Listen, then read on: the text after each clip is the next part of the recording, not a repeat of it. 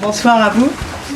Merci d'être venus ce soir pour ce lancement rencontre à l'occasion du livre de Martine Delvaux, de son troisième roman publié chez nous, chez Héliotrope.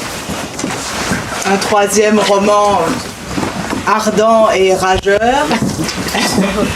Il n'y a pas juste la couverture qui est rouge. Moi aussi. Le roman. J'aimerais remercier le Port de Tête de nous recevoir.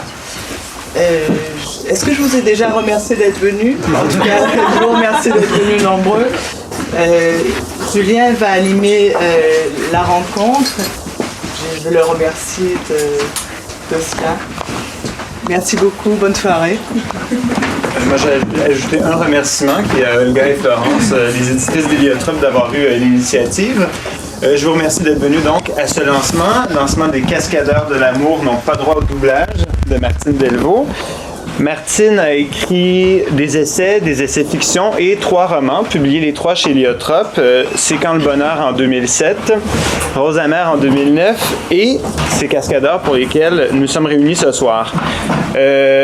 Donc, vous l'aurez compris, ce soir, c'est prétexte à une rencontre d'abord, mais ne vous inquiétez pas, par la suite, il y aura du vin. Il y en a même qui ont déjà... Je vois déjà des gens qui lèvent par là-bas. Il y a des gens qui boivent déjà. Donc, inquiétez-vous pas, vous pourrez boire par la suite et poser vos questions à Martine, mais peut-être aussi qu'il y aura une période de questions. On parle d'alcool, les gens s'agitent tout d'un coup. On a senti comme une rumeur. Mais donc, il y aura une période de questions aussi, parce que même si vous avez probablement pas lu le livre, parce qu'il est en librairie depuis hier, aujourd'hui, ça dépend des librairies, mais donc, même si vous n'avez pas lu le livre, si jamais vous avez des questions, vous aurez la chance de les poser à la fin. Je vais commencer par résumer le livre une première fois, puis après ça, peut-être que Martine le racontera à son tour, à sa façon. Les Cascadeurs de l'amour, c'est donc une autopsie d'une histoire d'amour morte entre une Québécoise et un homme du bloc de l'Est, comme on disait jadis. Analysant les différentes étapes de cette déroute, coup de foudre, passion, conflit, la narratrice va à Rome écrire son histoire pour exorciser cette peine d'amour qui la fait perdre à tous les coups. Je te cite, Martine, « Quand je perds, et quand je gagne, je perds aussi. » Les Cascadeurs retracent son calvaire, elle porte sa croix, son deuil, et, après t'avoir cité, je cite Saint-Augustin que tu cites dans le livre, car on doit porter le deuil pendant 7 jours pour un mort, pendant tous les jours de sa vie pour un fou. Alors, je crois que ça donne quand même le ton. Pourrais-tu maintenant, à ton tour peut-être, raconter le livre? Parce que ton livre fonctionne en quelque sorte par couches successives ou par strates. J'aimerais peut-être que tu me dises comment tu le conçois. Oui, en discutant avec Julien la semaine dernière, on en arrivait à 3 strates. Donc, d'une part, le récit d'une peine d'amour. Ce que j'avais envie de faire, c'était de raconter dans ces détails les plus précis ce que c'est qu'une peine d'amour, évidemment en m'inspirant d'expériences qui sont les miennes, celles des gens autour de moi, de films que j'ai vus, de romans que j'ai lus, et de faire l'autopsie de cette peine d'amour en ciblant tout dans son détail. Comment on vit une peine d'amour, ce qu'on fait, et comment on arrive à se séparer du corps qu'on a tant aimé. Donc je dirais, c'est la première strate. Ce récit de peine d'amour, en fait, est en entonnoir et comme il s'agit d'une peine d'amour post-coup de foudre, l'idée, c'était de retourner au moment initial, donc au coup de foudre. Et tout le roman, en fait, avance vers ce point, ce début, qui est la scène du coup de foudre. Donc, il y a une autre couche qui est de l'ordre de ce récit-là. Et puis, finalement, je dirais que c'est un amour qui donc devient emprise. C'est une situation de pouvoir qui se déploie entre les deux protagonistes. Et tout le roman est traversé de la métaphore militaire. C'est-à-dire, il s'agit d'une guerre. Donc, l'exergue au roman, c'est une citation d'Ovide qui dit « L'amour est une sorte de guerre ». Donc, tout le roman est porté par cette allégorie militaire. Oui, tu dis que en fait, la peine d'amour, tu veux qu'elle soit singulière parce que c'est une peine d'amour, mais tu veux qu'elle soit universelle aussi. Comment tu t'y es pris pour justement que cette histoire, pour entrecouper le récit de d'autres histoires d'amour, pour qu'elle respire un peu? Je sais pas si c'est le bon, terme, mais comment tu t'y es pris pour justement universaliser cette histoire, cette peine d'amour? Ouais. D'une part, je pense que quand je devais lire un extrait plus tard, tu me diras quand tu veux. Quand tu veux, hein, tu peux lire. Est-ce que tu veux lire tout de suite? Je sais pas. On commence par un extrait, allez, on se lance, vas-y. Bon, OK. Ça va peut-être donner une idée, justement, après ça, tu pourras dire. En fait, ça donne une idée du mode de fonctionnement. Ouais. Donc, c'est un peu long, mais c'est pour que vous ayez... En fait, que vous entendiez le rythme de la phrase, puis ensuite, cette façon que j'ai trouvée, je pense, pour arriver à aborder une peine d'amour de façon à la fois singulière et plus générale. Tu es parti, je t'ai laissé aller, et une semaine après ton départ, l'étendue de l'océan entre nous comme un bouclier, j'ai pris la décision de te quitter. Je t'ai écrit une lettre de rupture. L'amour était devenu une prison, je ne pouvais plus partager ma vie avec toi, j'étais prise dans un filet dont je devais à tout prix me libérer. À mon corps défendant, j'ai cliqué sur « Envoyer ». Pleurer toutes les larmes de mon corps, laisser le chien lécher le sel sur mon visage, me tordre les mains, prendre un long bain, écouter mon iPod, boire du vin, hurler dans un oreiller, manger un bol de pâtes, avaler des granules, regarder un film, 2 films, 3 films, me faire raconter une histoire, acheter un billet d'avion, admirer les nuages, promener le chien, promener le chien, promener le chien, jeter par la fenêtre l'ordinateur, le fixe, le cellulaire, me faire teindre les cheveux en blond, déplacer les meubles, acheter des vêtements, scruter l'horizon, prendre une bière sur une terrasse, visionner une série télé et la recommencer, marcher dans la ville sans m'arrêter, me caresser et jouir en pleurant tard la nuit, dormir en plein après-midi, rester allongé en attendant que la douleur pâlisse, combattre l'envie de faire marche arrière, prier n'importe qui, rêver le retour au temps d'avant, quand la vie battait au rythme des papillons dans le ventre, qu'elle frémissait au son d'un SMS, que la vie se résumait à l'attente insoutenable d'une traversée de l'Atlantique, quand on se demandait si on allait survivre à ce délai ultime, parce qu'on savait que l'autre était de l'autre côté, que bientôt les corps s'emboîteraient et qu'on n'y croyait plus tellement le temps s'était étendu, que le désir montait depuis des semaines, qu'on s'écrivait des messages lubriques, qu'on finissait par mettre Skype au service de choses impudiques. Je ne sais pas si j'ai vécu cet amour pour pouvoir l'écrire ou si je l'écris pour qu'il finisse par exister. Je range notre histoire dans un livre que tu vas détester, de la même façon que tu as détesté pendant des mois le fait que je sois une fille d'ici, une fille d'un nouveau monde dont tu disais qu'il était trop jeune pour véritablement compter sur l'échiquier de la planète. Cet univers de déracinés, d'immigrants, de réfugiés, d'abandonnés, ce monde de bâtards acculturés qui ne parlaient que les langues des autres, ce monde qui avait vidé les églises et expulsé Dieu, ce monde de la consommation et de l'absence de tradition, ce monde qui ne comptait pour rien dans ton univers parce que les grandes cultures, les vieux pays suffisent bien amplement, que ce nouveau monde n'en serait jamais qu'une pâle imitation, comme l'Arc de Triomphe au milieu d'un désert ou les mail-away brides que des Américains solitaires trouvent sur le web et finissent par épouser. Grande respiration. Voilà. Peut-être qu'on pourrait commencer par la fin de ton extrait qui est, on pourrait dire, la scène culturelle. Parce que si le livre est belliqueux et guerrier, la scène principale du conflit, c'est la scène culturelle. Peut-être que tu pourrais nous expliquer ce qui se passe entre ces deux personnages-là. On le voit un peu dans le livre, mais peut-être que tu pourrais nous en parler davantage. Oui, en fait, c'est une situation de colonisation, si on veut. Donc, s'il y a emprise amoureuse, si c'est la scène psychologique ou émotive intime, il y a cette emprise qui se déplace sur le plan de la culture. Donc, ce qui m'intéressait, c'était de mettre en scène un couple... très cliché, hein, c'est Roméo et Juliette version Bloc de l'Est et Québec, si on veut.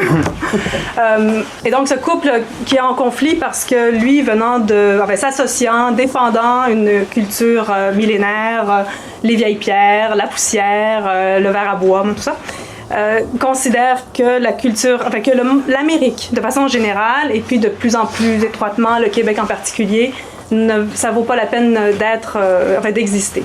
Donc, c'est ce conflit qui est mis en scène et comment il y a un besoin qui se développe chez la narratrice, quelque chose de nouveau. C'est pas quelqu'un qui s'identifie à un discours nationaliste, si on veut.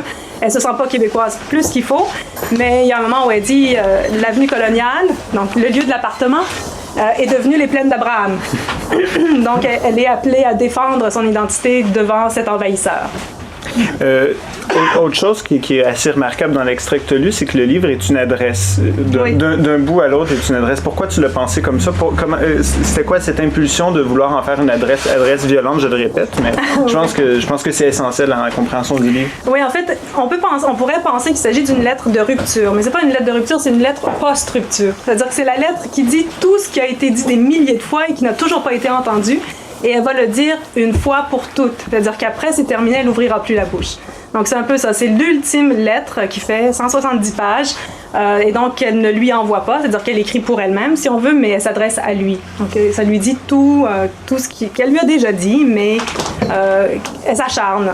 Et cet acharnement, je pense, pour moi, est emblématique de la peine d'amour. C'est-à-dire que la peine d'amour est souvent le lieu d'un ressassement. On ressasse sans arrêt l'histoire qu'on a vécue et on essaie d'y trouver un sens.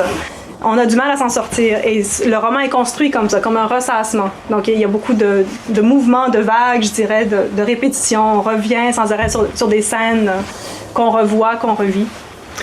Si la peine d'amour est le lieu de l'acharnement, c'est aussi le lieu du cliché d'une certaine façon. C'est quelque chose qui fait là-dedans. Tu investis des clichés, mais j'arrive pas à savoir si c'est pour les vider de leur sens d'une certaine façon ou c'est au contraire pour pas leur redonner une virginité, mais comme pour dire pourquoi pas utiliser des clichés puisque c'est précisément ça dit suffisamment précisément les choses. Oui, je pense que j'aime le cliché. En fait, c'est pour la Saint-Valentin aussi, vous l'avez remarqué. C'est vraiment, l'anti-Hallmark. Mais moi j'aime les clichés, mais je m'en suis servi. J'ai voulu bâtir sur des clichés, j'ai pas voulu faire l'intellectuel et essayer de les défaire, de les vider, de les contrer. J'ai voulu être dedans parce que pour moi, l'amour est cliché et la peine d'amour, triplement.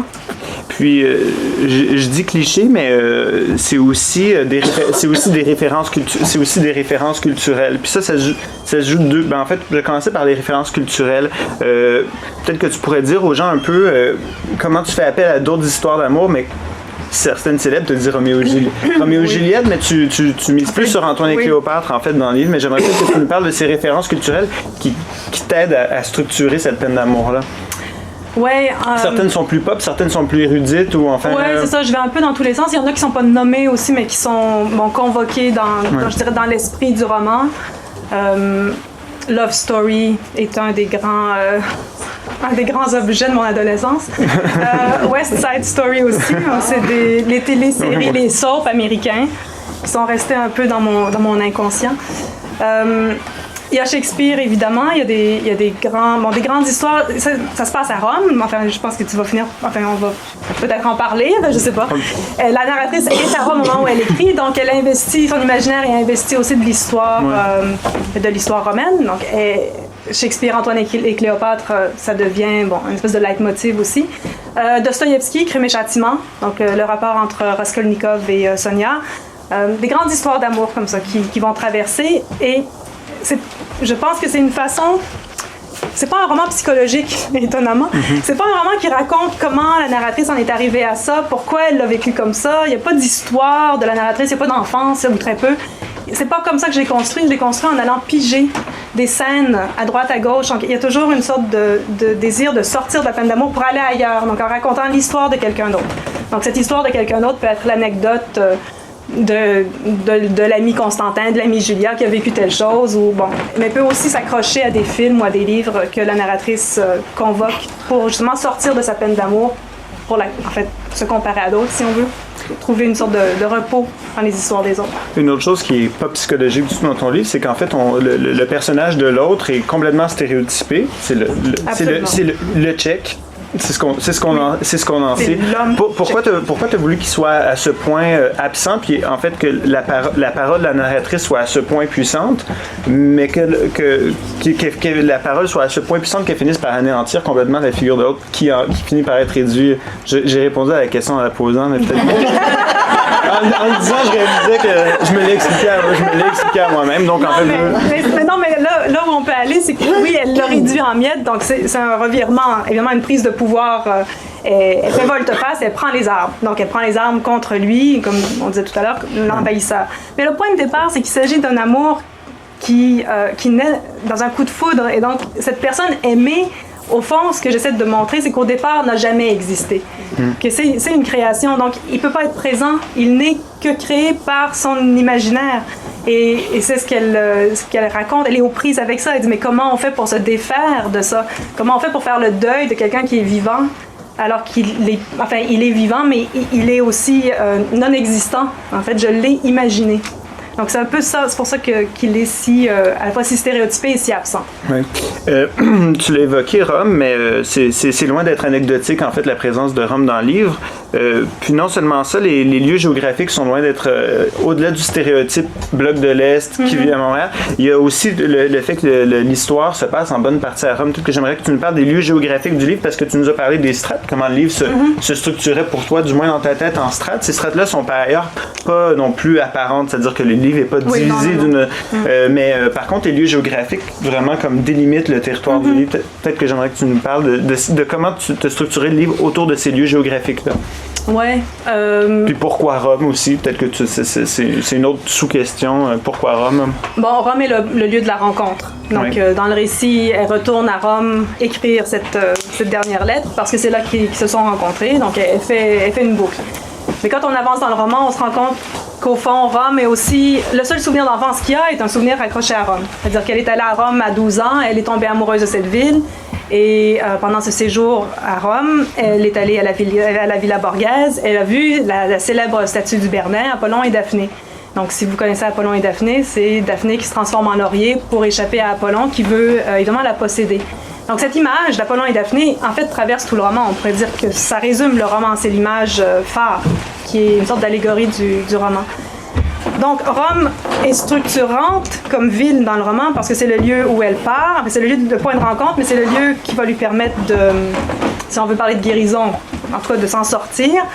Il y a un moment où je cite une espèce d'affiche qu'elle a vue dans une fenêtre qui dit « The only way out is through ». Donc, elle doit passer à travers. Donc, elle doit retourner à Rome et revivre quelque chose pour, éventuellement en revenir. Donc, il y a ça. Après, il y a Montréal, évidemment. Je dirais autant Rome est une ville chaude dans le roman, une ville charnelle. Elle va éventuellement remplacer l'être aimé perdu par Rome. Donc, Rome devient ce lieu aimé, donc ce corps qui est parti. Montréal, par contraste, et enfin, il me semble, mais là, j'ai peut-être pas de recul, reste une espèce de citation, de description très froide des noms de rues, des lieux, mais il n'y a pas d'affect associé à Montréal. C'est plutôt un lieu je dirais, où elle est un peu perdue.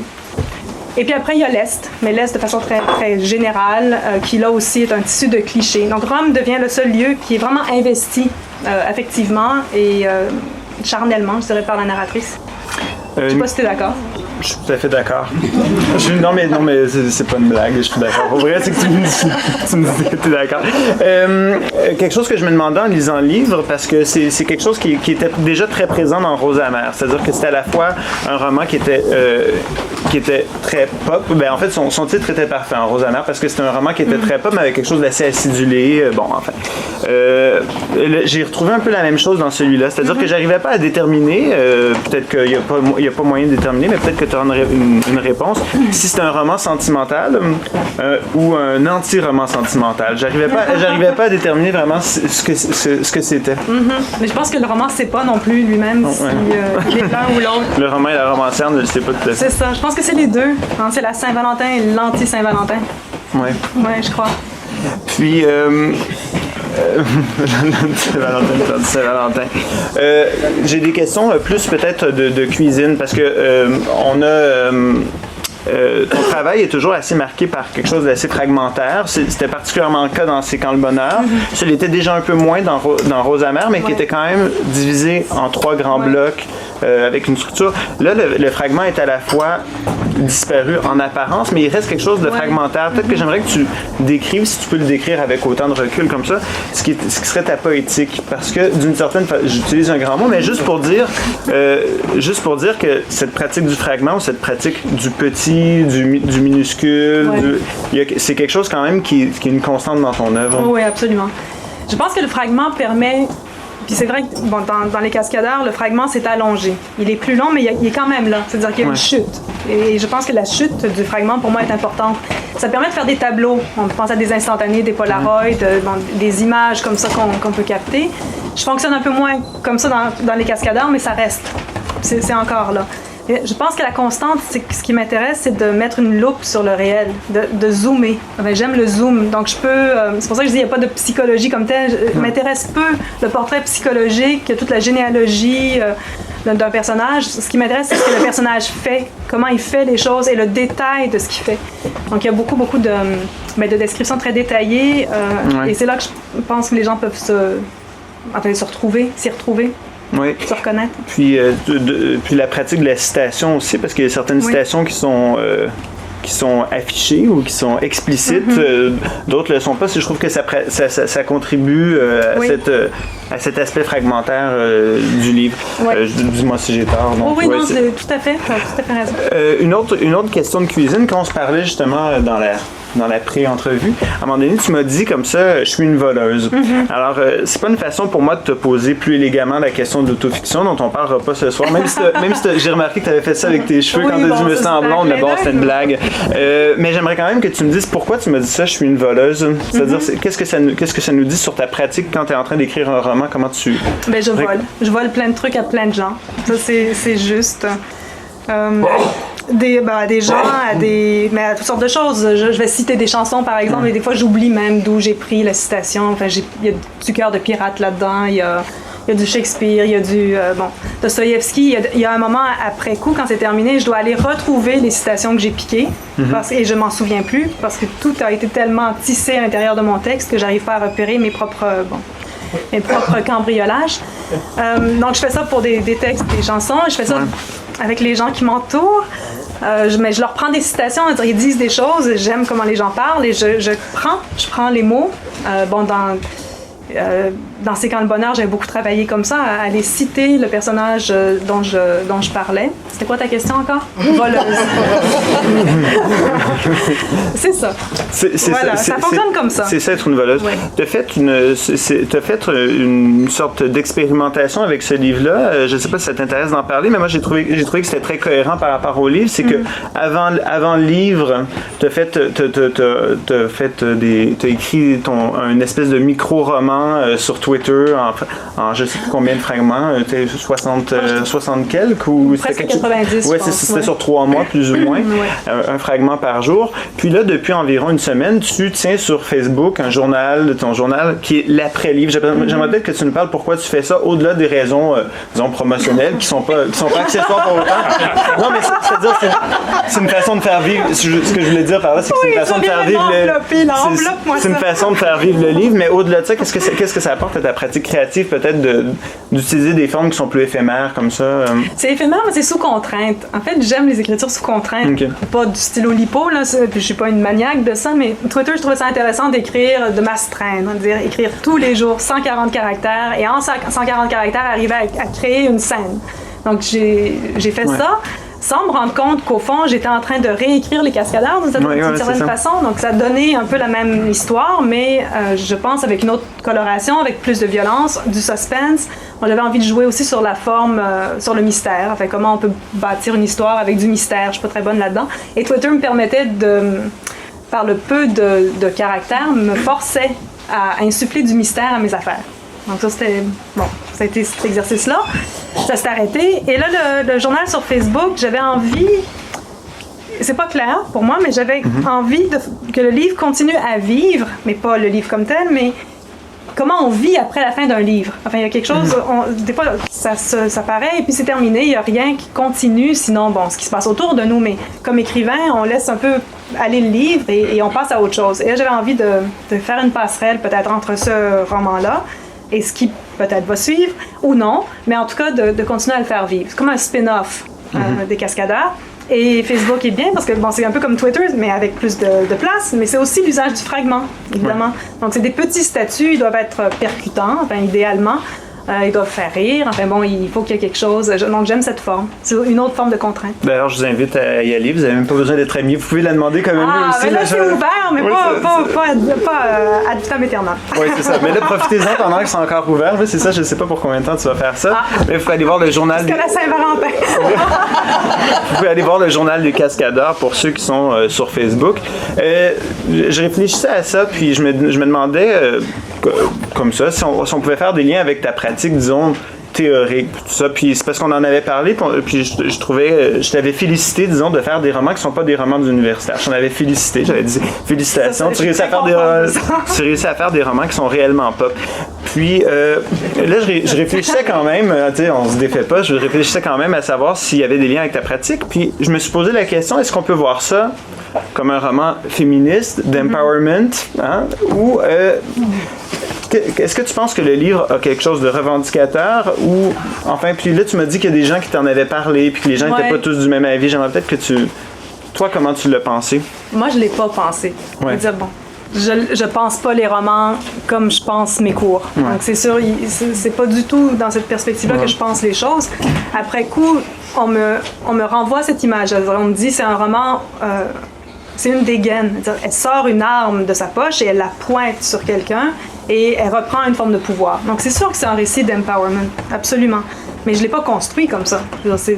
Il m'est pas venu comme une sorte de truc qui veut revendiquer une puissance pour les femmes ou pas du tout. Mais je pense il est lu comme ça. Oui, c'est ça.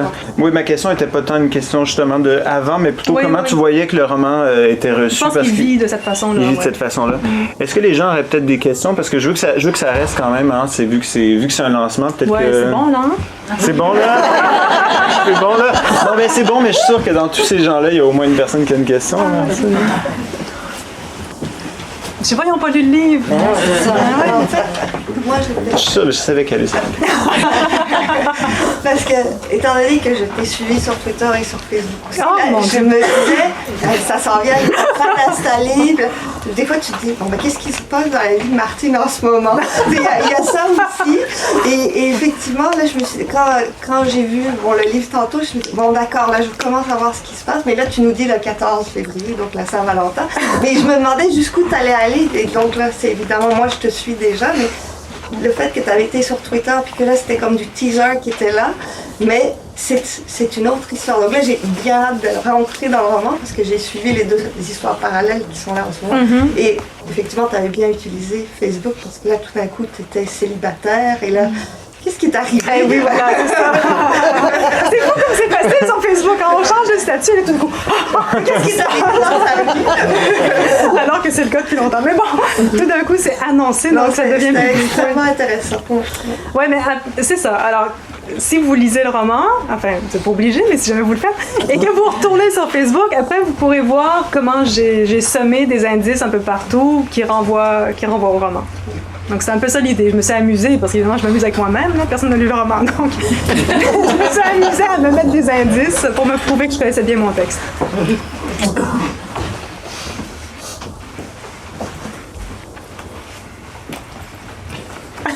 y a une question là.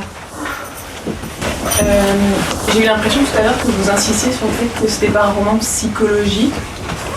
Par rapport à puiser dans le passé ou la jeunesse du personnage pour en fait expliquer sa relation amoureuse du roman, enfin sa peine d'amour. Mais pourtant en même temps, vous parlez elle était amoureuse d'une image et non pas d'une personne, donc ça c'est une forme de... Finalement, il fallait qu'elle revienne de cette image qu'elle avait construite elle-même, donc c'est un peu une forme en même temps de psychologie. Oui, bon, c'est pas sans psychologie, mais je veux dire, en fait, ce que j'essayais de dire, c'est que ça m'est même apparu, moi, en le relisant, on va dire que je m'étais pas rendu compte de ça en l'écrivant. C'est qu'au fond, on pourrait s'attendre à une narratrice qui dit « Ah, oh, mon Dieu, mais j'ai vécu ça dans ma vie, je viens de tel lieu, j'ai eu telle enfance, c'est pour ça que je suis tombée en amour avec tel homme. » Enfin bon, vous voyez, cette généalogie-là, ce récit-là, il n'est pas dans le roman. Donc c'est sûr qu'elle s'explique des choses, elle n'est pas sans retour sur ce qu'elle a vécu, mais pas de cette façon-là, pas par rapport à son passé, sauf pour cette scène à Rome. À moins que je me trompe, mais il me semble qu'il n'y a que ça. C'est ça que je veux dire.